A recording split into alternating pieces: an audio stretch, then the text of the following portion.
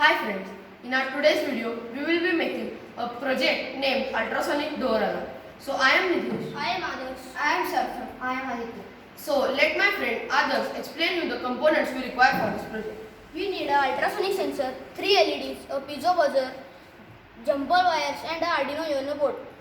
So let my friend Sarthak show you the working of this project.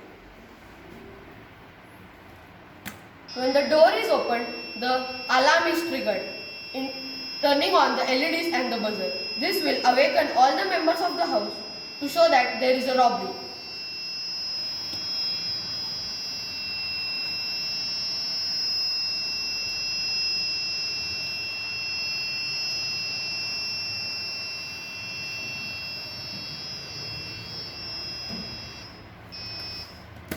When the door is closed, the LEDs and the piezo buzzer are switched off.